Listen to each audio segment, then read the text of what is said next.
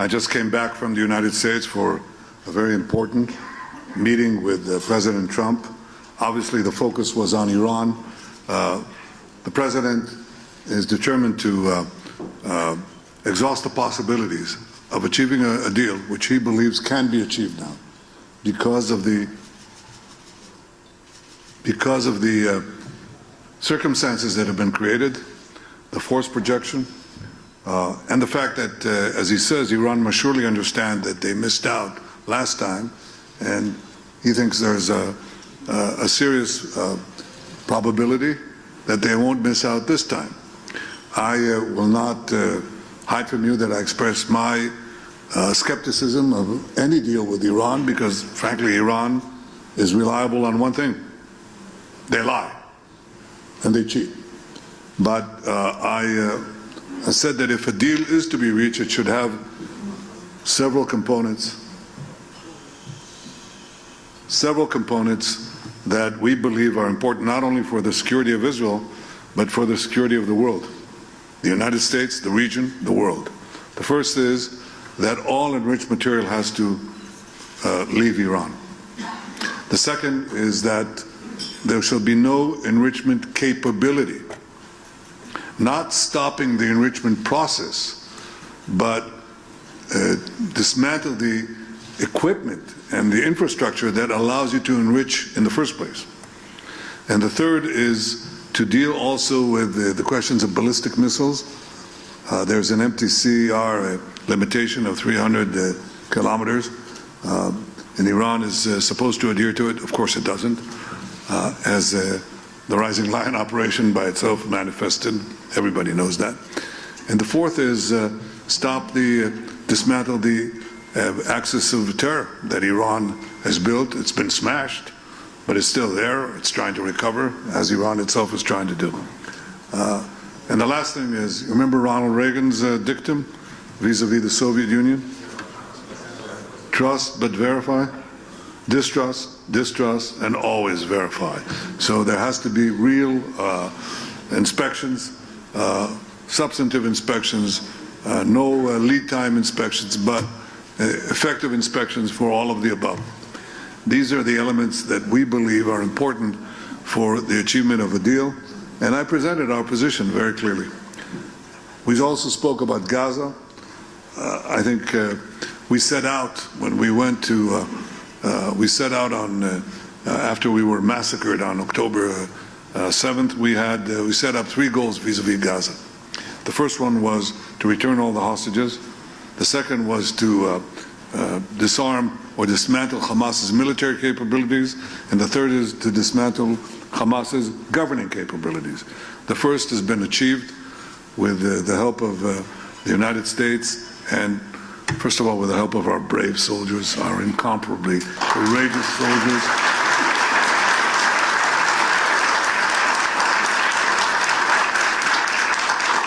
The support that we got from President Trump and his team, the support we got from you and so many around the world, and the decisions that we made not to cower and not to submit to the pressures that were put on us from outside and from inside. We stood our ground. We got every single one of these people out, including the last hero, Rani Gvili, incredible hero. But there are so many others.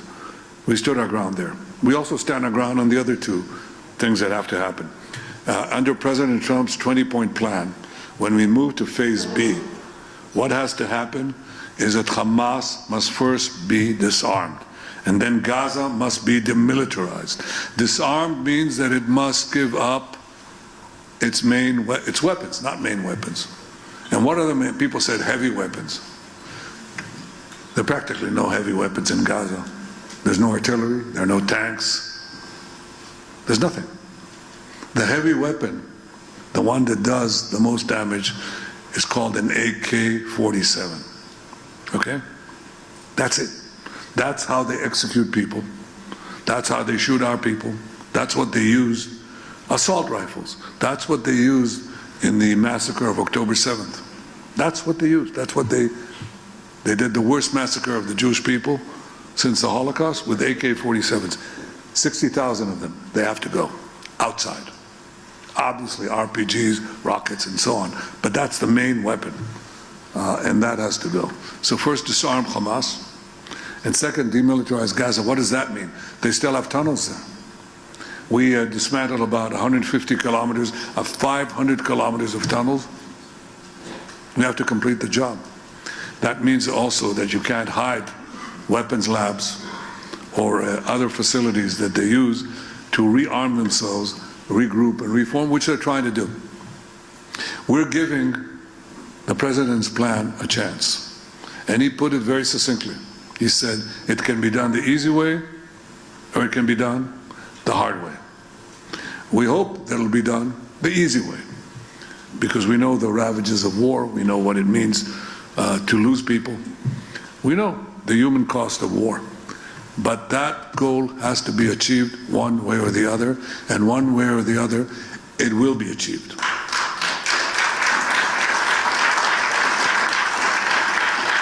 In the meantime, when there's a ceasefire, it doesn't mean that we can't do anything. They attack us, including yesterday and today. We killed 13 terrorists. We act in response. We don't wait, we just do. They don't have a free rein, but we are giving them the time, giving the ISF, the International Security Force, and the President's Board of Peace and the various groups, various bodies that are under it, giving them the opportunity to try to do it the easy way. Again, we shall see. And it will be done. Gaza will not pose a threat ever again to the State of Israel.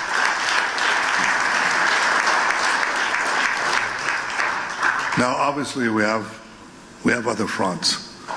The most important one is the front of vilification to the Jewish state and the Jewish people, and the rampant anti-Semitism, which I'll talk about in a minute. But I want to bring to your attention what is happening, because you will not know it if you turn on the television stations and so on, depends which, of course, you wouldn't know what is happening here. The most important thing that is happening is that people are coming to us. Nations are coming to us. Companies are coming to us. Enormous economic powers are coming to us. Israel has been ranked by The Economist, not a particular fan of me or of the State of Israel in recent years, but it ranked the Israeli economy among the 3 most vibrant economies in the world, just now. Now this comes after 2 years of war. 2 years. It's our longest war. It's even longer than the War of Independence. 2 years of being savaged in the international media and so on, in the UN and all these associated bodies. Our economy is growing rapidly. Our stock market is at an all-time high. The shekel versus the dollar is at almost at a 30-year high. Inflation is going down. There's very little of it. Interest rates have gone down. Not enough. More. But it's at 4% now. It'll go down further. And the investments in Israel are huge. Now, why is that happening? 1, because we run the economy responsibly. We know how to do that. 2, because we have the war showed the prowess of Israel, the enormous capacities here, the high-tech, deep-tech capabilities that astonish the world. That is not only in the military field. It has immediate consequences in the civilian field, and people understand it. So they come here. Now, as said, countries come here. Chancellor of Germany was here at his initiative. We'd like to talk to you about our defense industry, in which they want to invest a very, very large amount of money. Who's coming here next week? Narendra Modi. Tremendous alliance between Israel and India, and we are going to discuss all sorts of cooperation. Now, India is not a small country. It has 1.5 billion people. Israel is enormously popular. Enormously popular. Did you know that? Yeah, you do. Good. I'm glad you know it. But I want all of you to know it. And there are other countries that are coming to us, one after the other. There's been a change, as you know, in Latin America. You know, the first one obviously is the constancy of some of our friends. Argentina, among them, a tremendous friend, and deserves tremendous applause. Millet. But there are others. There's Ecuador and Paraguay and Bolivia and so on. I think there are about 7 countries right now, and I'm remiss in not calling their names, but the number is growing all the time. Chile. Any more? No, come on, tell me. What? Panama, thank you. Others? Honduras, yes. So have I left out anyone? That's not a Latin American country. Well, there are more. There are more in Asia than you could possibly believe. And some of them are reticent about it, some of them are less reticent, some of them are open about it. They're coming because Israel is a powerful engine. It's a juggernaut on innovation and technology that is changing the world. About 10 years ago, I said that Israel will be among the top 3 cyber powers in the world. I was wrong.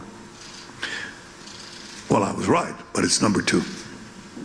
Israel, tiny Israel, 10 million people, receives more foreign investments in cyber tech than any other country in the world except the United States. I'm talking about absolute numbers. That's what we did in 10 years. Guess what? We're going to do exactly the same thing in AI. We just signed a major agreement with the United States on AI cooperation. We're going to do the same thing in quantum. This is our advantage, and we pursue it with a vengeance. Israel is a very strong country coming out of the war. Coming out of the war, strong economically, strong militarily, strong technologically, and we intend to be a lot stronger. Now, why am I telling you this? Because I believe, oh, and by the way, the United States just issued a Security Council memorandum, and it described its vision of regional alliances and anchor countries, and it called Israel, you know, the model ally. The model ally. An ally that obviously believes in democratic principles, but is willing to fight for itself. We don't ask for American boots on the ground. We develop our own arms industry. By the way, that's something I discussed too with President Trump, with deep appreciation for American support given over the years by both parties, both sides of the aisle, for Israel's military assistance. But I said, just as I said when I was first elected in 1996, first time I was elected, I said, we have come of age economically, or we will reform our economy with free market principles, so we don't really need, we can afford to give up over a phased period the economic aid that we were receiving at the time, which was financial aid, which was $1.2 billion. That was a lot of money in those days. Our GDP per capita at the time was $17,000. Now it's going to be very soon $65,000 per capita. And in 10 years we'll have a $1 trillion economy. Now that's not a huge economy, but it's not a small economy either. So we can afford to phase out the financial component of the military aid that we're receiving. And I propose a 10-year drawdown to zero. Now, in the 3 years that remain in the present memorandum of understanding, and another 7 years, draw it down to zero. Israel will support itself, and does, just as we fight for ourselves. At the same time, we want to move with the United States from aid to partnership, because we have phenomenally gifted technologists and developers of all sorts of defense systems. And we share it with our friend, the irreplaceable friend of the United States. But we want to have now joint investments. We put in one part, they put in an equal part, and we share the fruits. But our goal is to build an independent arms industry in Israel. I think the entire world understands what kind of world we enter, and that's something that we intend to do. I'm saying all this about our capacity to defend ourselves, our strength, because it relates to the last point that I want to make to you. I think people are probably shocked by the waves of anti-Semitism that are sweeping those societies, free societies, the United States, Europe, Australia, where we had the tragedy on the Bondi Beach and elsewhere, and in America itself. And that is indeed shocking. Well, it isn't necessarily shocking if you see the cycles of anti-Semitism throughout the ages. Yes, anti-Semitism had a brief respite. It did, respite after World War II, after the Holocaust, but it came back. It was quite prominent before World War II. No one here is old enough to have known Father Coughlin. Do you know who Father Coughlin was? Do you want to describe to them who Father Coughlin was? Massive radio audience and had a lot of influence in America. Well, Detroit. Yep. Okay, so some of you are old enough. Well, read about it. We only read about it. Well, he was an isolationist, he was a rabid anti-Semite and so on. And of course, World War II, it was enormously powerful. And then came World War II, and we know the rest, and now it's rearing its putrid and ugly head again. Okay, it is. But if you look at the course of Jewish history, then what you see is that this was a fairly constant phenomenon. I mean, once we had lost our land, once we were scattered among the nations, we were ready prey. We were ready prey. And eventually, when there was societal change, the Jews always were blamed. And we were blamed in antiquity, 500 years before the birth of Christ. People don't know about the Hellenistic anti-Semitism that was here in the diaspora. And then what happened in the Middle Ages, you are familiar with, and it happened in modern times. And these attacks on the Jews were always preceded by vilification, horrible vilifications that even so-called civilized and educated people adhere to. The Jews poisoned the wells, the Jews spread vermin, the Jews slaughter Christian children to use their blood for baking matzahs. And this goes into modern times. The Nazis basically said the same thing. And all these vituperations, all these slanders were always accompanied eventually by either exile or pogroms or mass murder. That's what happened to the Jews, one country after the other, into modern times. I think the great change in Jewish history was brought about by the great change in Jewish history, which Herzl saw very clearly, was that when the Jews have their own independent state, they will have the independent power to roll back the physical attacks against us. We suffered during the diaspora from two things that converged and created enormous and repeated tragedy. We were at once prominent and weak. And when you are both prominent and weak, you invite a human quality that happens between individuals, but also between nations. It's called envy. And when you envy someone and you can attack them, then you do. And that is essentially the story of the Jews. It's a simplification of anti-Semitism, but it tells you a great deal of what underpinned it. Well, with the rise of Israel, the Jewish state is definitely prominent, but it is no longer weak. On October 7th, they thought they'd do a Holocaust on us. That was the goal. If they could get away with it, they'd murder every last person, every last woman, child, infant that they could, which is what they did. But we rolled them back after day one with horrible consequences. We lost 1,200 innocent people. In the Holocaust, October 7th happened every day, 5,000 times. 5,000 times. We don't let a day of such tragedy go by. We rolled back our enemies. We're in the process of destroying the remainder of that terror axis. We can fight back. And countries are coming to us because we have that strength. And I submit to you that that strength is something that we have to display in every country.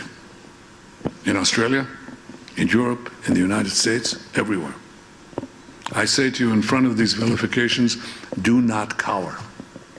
Do not bend. Do not bow your head. Fight back. Because people respect those who respect themselves. And the minorities that fought back, whether it's the blacks or the gays or women, they fought back. And what we have to do as Jews, both here in Israel and in the various Jewish communities around the world, beginning with the United States, is to fight back. Silence will not help. Looking askance will not help. Fight back. That's what I tell you. That's what I tell young Jewish students that I meet. I'm very proud of them. When I meet them, I see that they have this inner fire. But it must be a policy. We fight back. There's going to be a media war. There's a digital war. Yes, I know all of that. And we're going to fight it together. But the most important thing is that you are willing, God, I hate to borrow this phrase, fight, fight, fight. You have to fight back. The first requirement to defeat anti-Semitism is to fight anti-Semitism. It's the only way. There's no other way. And we do so, obviously, on the battlefield and the physical manifestations of those who want to slaughter us, and we're very successful in. But we have to do it on the information level or the disinformation level as well. And I guarantee you that if we do so, the Jewish future, as you see in this remarkable state, the Jewish state, the state of our people, will have a remarkable future. Thank you for your consistent, unqualified, unfettered support. Thank you, dear friends, and we'll see you next year in Jerusalem. Thank you very much.